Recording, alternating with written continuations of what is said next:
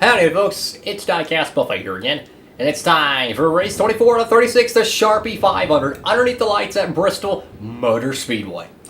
Last week's race in Michigan was heartbreaking, but at the same time, it makes me excited because of how cool it was, guys.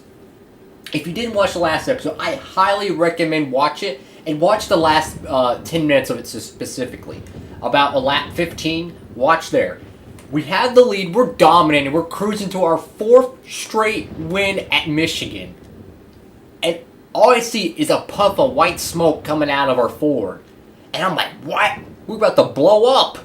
And I'm going down the back straightaway a lap or two later, I'm like, nothing's happening, we're good. And then that white smoke quickly turns to black smoke. Nascar throws the caution out there, I'm like, oh no, we're blowing up, we're done. I got the car down pit road before we got to the start-finish line. We started working on it, and the smoke went away. I'm like, okay, that's good, that's good. Then we're on the pace lap, and the black smoke's back. So I'm like, oh no, we're about to be done. Because I was thinking, like, you can't fix the smoke, right? I thought we were going to restart, and the car's going to go to the dead stop, and it's going to say DNF, whatever you blow in your engine. So we pitted again during the caution. Got my crew somehow to get some water back in the Ford, get it running good, and it went good. We've restarted 42nd, and within like 2 or 3 laps, we finished 20th in that race. Sterling Marlin did win, but man, let me tell you, that could have been a disaster. We somehow salvaged the top 20, and wow. So Sterling Marlin picks up another W. I mean, it's just been Marlin and Burton this year, man. Let me tell you. So we're going to Bristol Motor Speedway. An exciting race. Last year we were running the top 10 here, and we ran out of gas. So we definitely got to fix our fuel mileage strategy here. So we got Bristol, we got Darlington, Richmond, and New Hampshire. We won New Hampshire too last year, so that's exciting. Standings. To be dead honest with you, we didn't lose much. It was a dead tie heading into Michigan. And we finished 20th, and Marlin won the race, and we only lost 67 points. Not bad at all. We came away with that one, I think pretty unscathed. And to be dead honest with you, I think it's down to the top 6 now. I think Johnson's eliminated from the championship contention. I think it's down to 6 now. I think you've got to be within 300 points to win the championship. And statistics, I mean, we were about to win that race, guys. We really were. We were about to win that race, and just... it went up in smoke. But it's the night race at Bristol. We're going to run the Peel Out Reeland Ford once again. We ran it in the spring. Let's run it again at the night race. And let's go down to Bristol Motor Speedway. Okay, guys. Not happy with the qualifying trim. Once again at Bristol, we had a poor qualifying effort. Qualified 29th. Very similar to how we qualified in the spring. Just no speed off the truck, but we made some adjustments. I hope this might change, our overall speed. But let's sit down trackside for pre-race ceremonies. It's nighttime here at Bristol Motor Speedway, and we're ready to go racing under the lights. It's the Sharpie 500, brought to you by EA Sports and MRN. This is one of the most exciting tracks in the Nascar Winston Cup Series. So many cars, so little space. Wouldn't you agree? Well, that's right, Joe. The fans here love watching this race. There'll be some bumping and banging out there, and this one, you can be assured of that. Robbie Gordon really hasn't qualified too well this year. Yeah, that's true, but it's not where you are at the green flag. It's where you are at the checkered that matters. He just has to stay focused out there and stay out of trouble, which is sometimes easier said than done when you start in the back.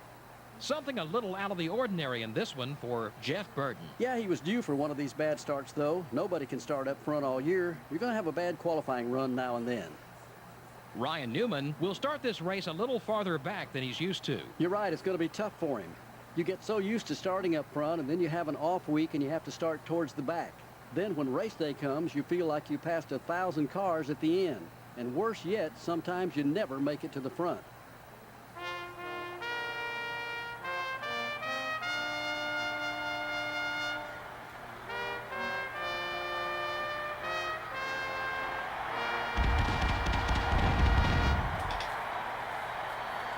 Gentlemen, start your engines. Engines are fired here at Bristol Motor Speedway. Terry Labonte got the pole today. Greg Biffle up there sporting the top 5. I don't know where Marlon is. I don't know. I'm curious to see where Marlon is. Well, let's see how they'll line up for the start. See. Wow, Marlon's behind us. Bad qualifying effort for him. Here we go, green flag. Hopefully our last minute adjustments will help our race car. We just gotta be patient, guys. Gotta be patient.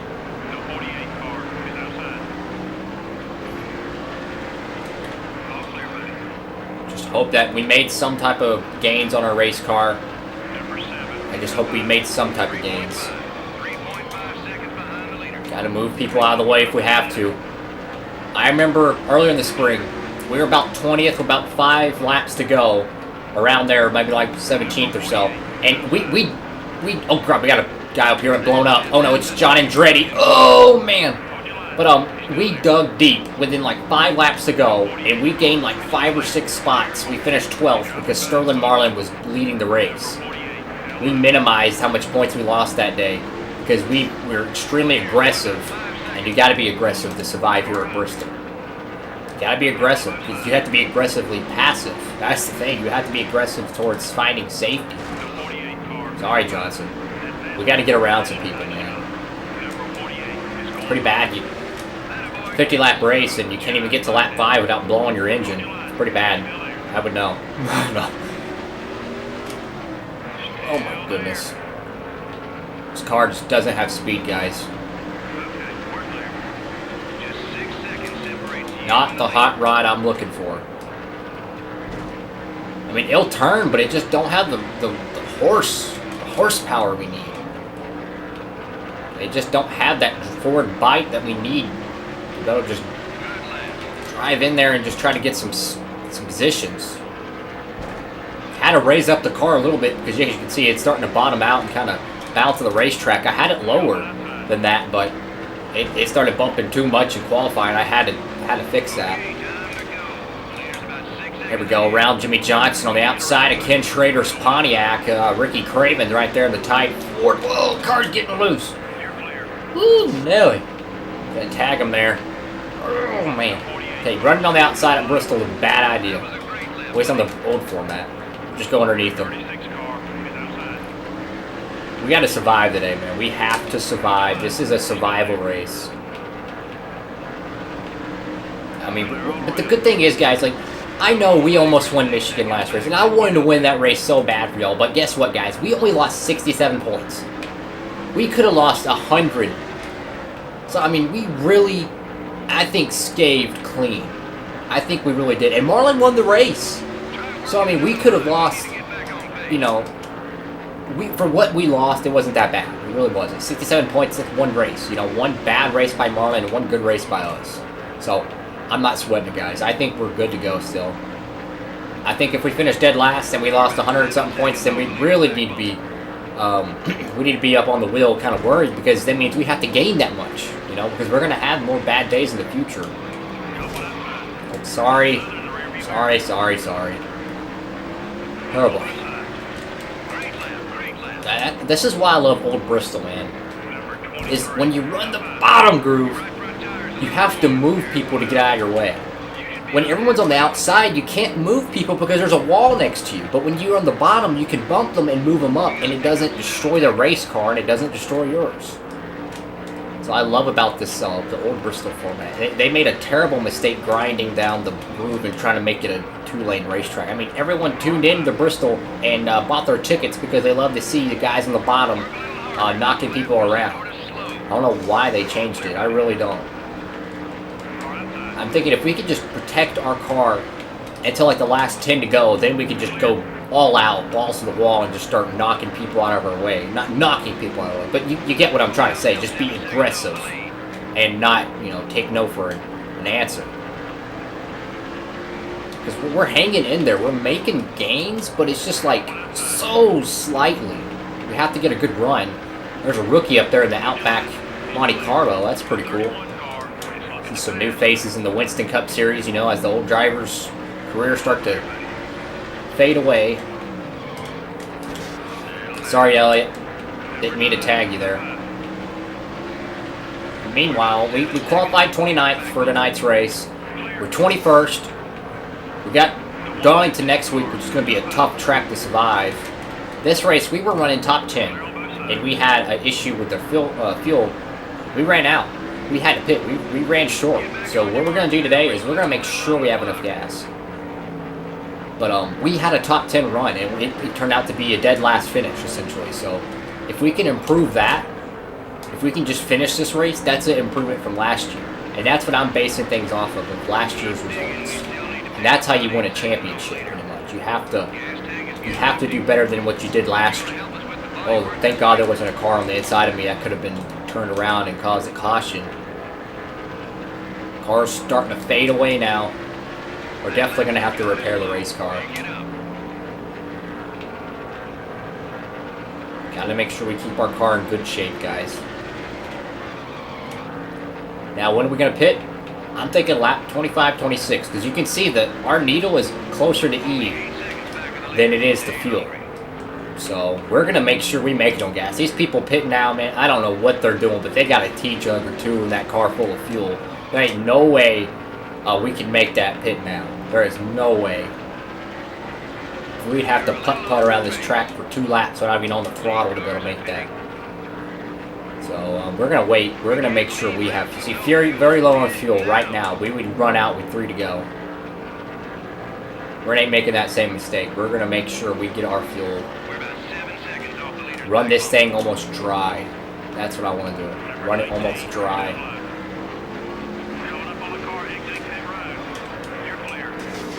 Sorry, get out of my way, please. Thank you. Okay. Alright, yeah, we're going to pit this time now. Remember, we have to pit on the front stretch. We can't pit on the back stretch.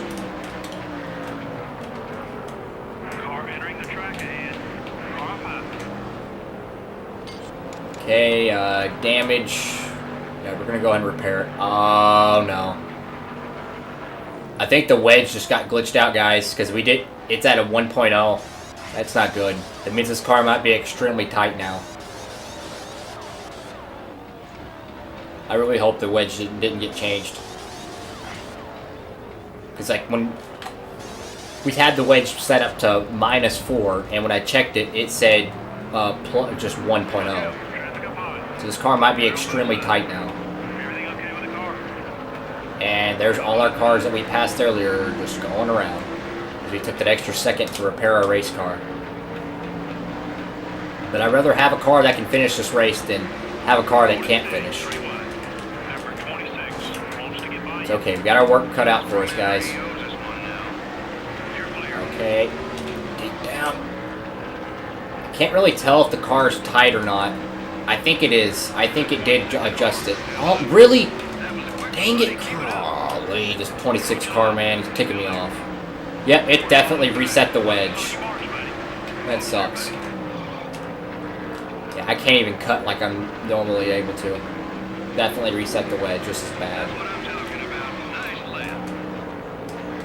We need a caution or something. We need something to get this car closer to everyone because we can't run people down like this. I'm trying to drive this car as hard as I can. Up to 25th somehow.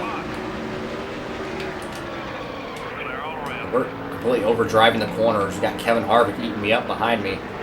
There's the rookie right down there. In the wall. Dang it, man. Dang it. Oh, getting frustrated behind the wheel of this 99 Sicko Ford Taurus. Just gotta dig deep, man. 25th is not where I want to be. And it ticks me off that the stupid wedge got reset, man. It ticks me off, man. It really does. Because that's just... I don't really know. Because I can't turn the race car, guys. I can't turn it, you know?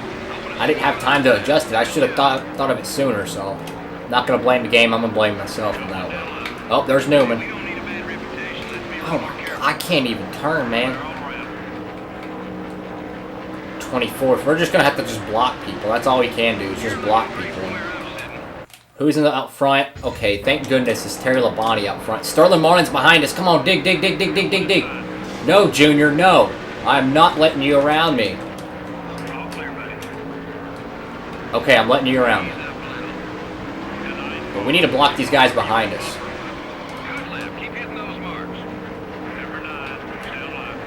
Sterling Marlin is behind us, so basically my analogy for this race is I don't care that I'm in 25th. As long as I'm ahead of Sterling Marlin, none of this matters. And we got an engine failure on the racetrack, guys. It's it's Martin Martin. Martin Martin's out of the race. Wow. Last year's champion, an engine failure here at Bristol Motor Speedway. We should be good on fuel, guys. We ran our fuel to the absolute max. No, Ricky Rudd, no.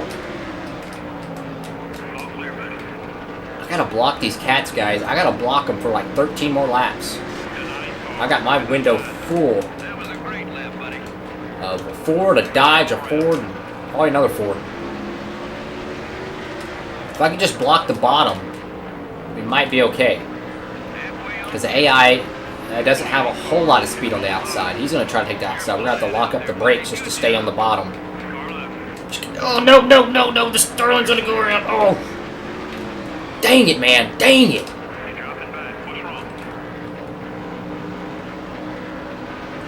I tried to block him, guys. I tried to. I'm fighting an extremely tight race car, guys. I'm sure y'all can see it right now. I'm having to just brake check just to hold this thing on the bottom. I tried to block Sterling as much as I can, but one thing's for sure. I did in a... I think I pretty much kept him from gaining any more positions because he's not going to catch anybody, I don't think, in these 9 laps. I don't think his car's that fast tonight. So, essentially, if he finishes, I don't know, 1 or 2 spots ahead of me, we might lose 10 points tonight. Just 10 points. And we're ahead of Ricky Rudd right now. So even though we're running 25th, Marlin's having a bad night too, making it that it's not that bad of a day if we can finish this race. You see what I'm saying? So instead of us losing 80 points for finishing 25th, we might only lose 10 points because Sterling Marlin is out there and he's had a rough night too. So I mean, it's not the finish we wanted, guys. It's not, but hey, you know, draw for draw, you know, if he has a bad day and I have a bad day, you know, so be it. You know, push on through, move on next week. It's all good though. Kurt Busch is behind us. I don't want to block him, but I have to. We got to get out of the wall, man. We're going to crash this car and ruin the race if we don't keep tagging that wall. The car's so tight. I can't understand how anyone would race this car with wedge in it. This thing, I need no wedge. And Kurt's tired of us blocking. He's going around. I can't block him forever. As we give up, we move up off the bottom and we lose speed. I pretty much just can't let Ricky Rudd get around. I'm going to keep every other points leader behind us. I really want to get that position back.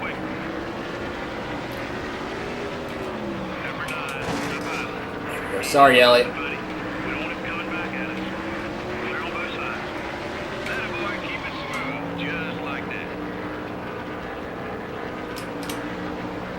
Can't catch Kurt Busch, but I can block Bill Elliott again.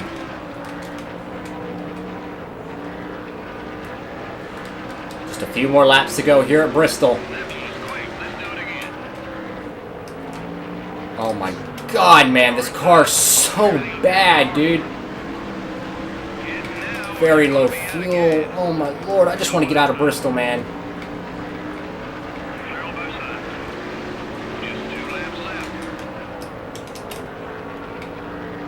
White flags in the air. We're just about on E on fuel.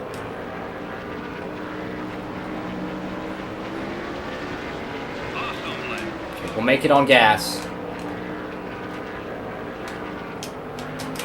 I cannot afford to lose this race car at the end of the race. I can't be DNF right now. 27th is where we're going to come home. It's okay though, guys. Mullen didn't have a great night, so it's okay. We took it on the cheek, but guess what? Marlin did too. Terry Labonte wins the Sharpie 500. Could be his last win of his career, guys. Pretty cool stuff. For all these race teams, because that can mean one thing: no major wrecks. From all of us here at EA Sports and MRN, we... Wow. Wow, wow, and wow. So, Sterling Marlin qualified 34th, finishes 23rd. Just bad night for him. He's going to get 94 points. We're going to get 82. So, we lost 10 points, guys, or 12 points, guys. That's not bad. 12 points, I will take it. I will take it. We did not have a good race at all. I will take it, guys. I will take it. But, meanwhile, Terry Labonte leads 45 laps tonight, gets a max points day. Pretty cool stuff to see Texas Terry get a W here at Bristol Motor Speedway. Well, that concludes this race. If you liked the video, please give it a thumbs up and smash that subscribe button if you're new around here. Thank you all so much for watching. Hope you have a great one. And Diecast Buffet signing off.